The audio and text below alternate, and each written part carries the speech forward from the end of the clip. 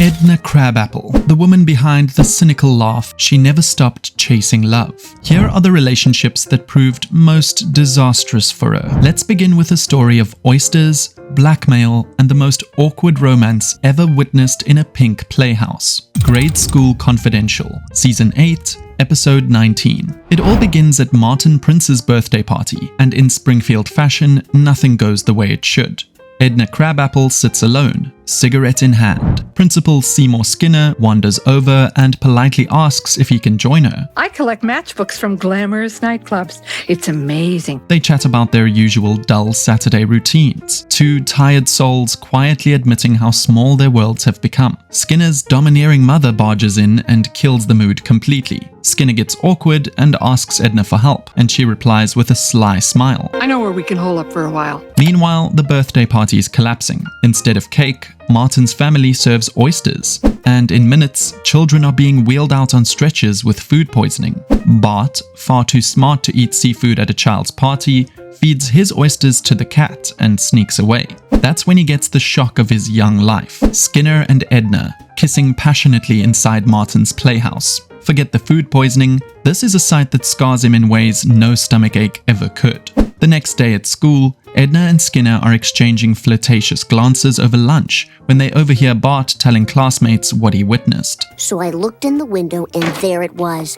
Panic sets in. Before Bart can blab, Skinner summons him to the office. Together, Skinner and Edna strike a desperate deal. If Bart stays quiet, they'll erase Milhouse's name from his permanent record and replace it with his. Bart agrees, but he has no idea what's coming. The price is steep.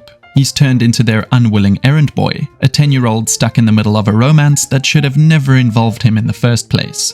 Things escalate quickly. Skinner and Edna sneak out on secret dates, even heading to the movies, only to run into Superintendent Chalmers. To cover their tracks, they claim they're on a field trip and pull Bart in as their alibi. From then on, Bart is dragged along like a third wheel, forced to juggle excuses, keep secrets, and even babysit Skinner's mother so the lovebirds can have time together. For Edna, this should have been romance. Instead, it's blackmail and manipulation with a child as collateral. And then comes the cruelest twist. In class, Edna pretends Bart was talking and sends him to the principal's office as punishment. In truth, she only wants him to deliver her love letter. When Skinner sees it, he decides to send his message in the most humiliating way possible, by making Bart read it aloud in front of everyone. Mrs. Krabappel, Bart has something he wants to say to you. I won't say it. Bart! I love you, Edna Krabappel. Fed up, Bart blows the whistle. He gathers the whole school outside the janitor's closet and swings open the door to reveal the couple in another embrace. Within hours, rumors flood Springfield, and every retelling makes it sound worse. Soon, Chief Wiggum reports it to Chalmers, who gives the pair an ultimatum: split up or be fired. In a rare act of rebellion, Skinner chooses love, and both are dismissed. Bart, surprisingly sympathetic now, pushes them to fight back. They barricade themselves in school, call the media, and even share a tender dance inside while angry parents shout outside. When accused of lewd acts, Skinner silences the mob with his shocking admission. He's a 44-year-old virgin. I haven't ever had relations.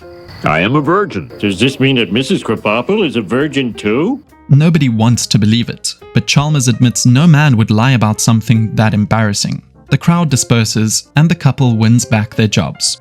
Yet, the damage is done. Their romance is now a public scandal, their dignity shredded. They thank Bart, but quietly agree it's easier to break up than face constant judgment. And in classic Simpsons irony, the final shot suggests they can't resist sneaking back into the closet for one more secret rendezvous. If you thought hiding from kids in a playhouse was bad, wait until Edna leaves Skinner at the altar and jumps straight into Springfield's geekiest romance. My Big Fat Geek Wedding. Season 15, Episode 17. The story opens with chaos in true Simpsons fashion. At night, Marge is irritated because Homer is shaving batteries in bed. A bizarre domestic moment that sets the tone for the episode's mix of awkward comedy and relationship tension. But the real drama is brewing elsewhere. Principal Skinner and Edna Krabappel announce that they are finally getting married that weekend. After years of on-again, off-again romance, Edna is ready to walk down the aisle. and Springfield is about to witness what should have been the couple's big day. Edna's bachelorette party is held at the Simpsons' home. Meanwhile, Skinner's bachelor party at Moe's Tavern is far less glamorous. Surrounded by Homer and the barflies, Skinner gets drunk and admits something very dangerous. He has doubts about marrying Edna. I could never lie to you guys. I'm starting to get cold feet. Please don't tell anyone. This confession sets off a chain of disasters. Homer, never one to keep quiet, tells Marge about Skinner's hesitations. The two decide they'll do everything possible to make sure Edna and Seymour go through with their wedding. But on the big day, everything unravels. Edna overhears Skinner and Homer discussing his lack of commitment. Hey, Chip, ready to take the plunge? You know I'm not. In her mind, she pictures a future anniversary where Skinner is still indecisive, still tied to his mother's apron strings, and still unable to give her the passion she craves. Right there at the altar, Edna makes a decision. She runs away, leaving Seymour abandoned in front of the entire town. And that's when the real twist comes.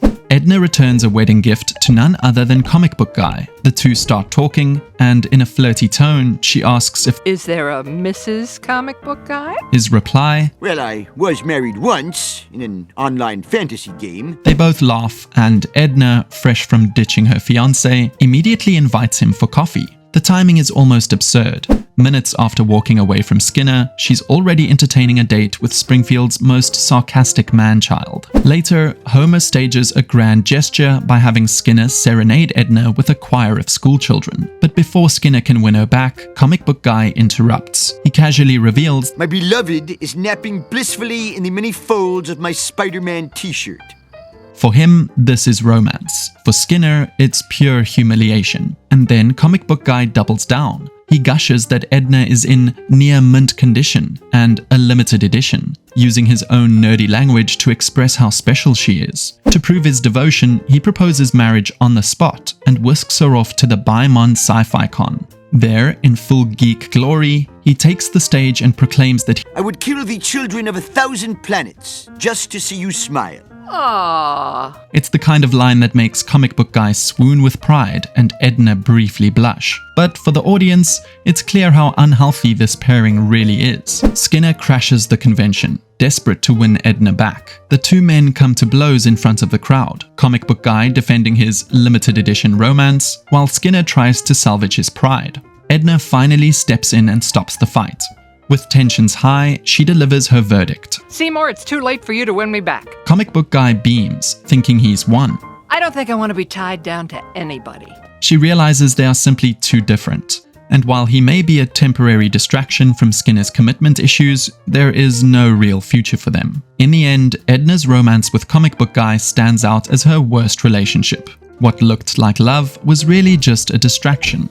And when it fell apart, it left Edna once again empty-handed, her search for lasting happiness slipping further out of reach. You'd think things couldn't get weirder, but then came Nedna, a romance so divisive the show left its fate up to the fans. The Nedliest Catch, Season 22, Episode 22. It all begins with Bart up to his usual mischief in school. This time, Edna Krabappel has had enough. After one prank too many, she smacks Bart twice on the back of the head. Superintendent Chalmers sees it and immediately suspends her with pay, shipping her off to the dreaded Teachers' Holiday Facility, where teachers waste away in boredom without phones or Wi-Fi, waiting for disciplinary hearings. Bart, for once, feels guilty. After all, it was his bad behavior that got her in trouble, so he decides to set things right by helping her escape.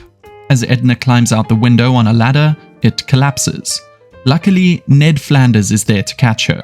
The ever-gentle neighbor saves the day, and in that moment, a new, unexpected romance sparks between Springfield's loneliest teacher and its holiest widower. Ned takes Edna out to lunch, and the two quickly connect, even opening up about their past relationships. Where's your husband buried? Probably between the hooters of a coat check girl in Shelbyville. Afterward, he drops her back at the punishment center, but a spark has already formed. Before long, they're officially dating, going to the movies, strolling hand in hand by the riverside, and enjoying the kind of simple moments Edna's been craving. She even spends time with Rod and Todd. Chalmers reinstates her as a teacher. On the surface, everything looks like it could work, but Springfield never makes romance simple. At Ned's house, Edna gets flirty and tries to undress him, but Ned resists, uncomfortable with premarital sex. He explains his beliefs, and though awkward, they find middle ground. They share a kiss, and Ned eventually softens, removing his sweater as their intimacy grows in a more patient, careful way. One night at Moe's, Homer raises a glass to Ned and Edna, but instead of celebrating, the barflies ruin the moment by bringing up Edna's extensive dating history. When Ned hears she's been with so many men in Springfield, he freezes in shock. Shaken, he leaves the bar disappointed. Later that night, when Edna leans in for a kiss, Ned can't escape the images in his head. In her face, he suddenly sees the voices of everyone gossiping about her past. Overwhelmed, he blurts out that he can't handle her extra baggage, screams in horror, and runs away.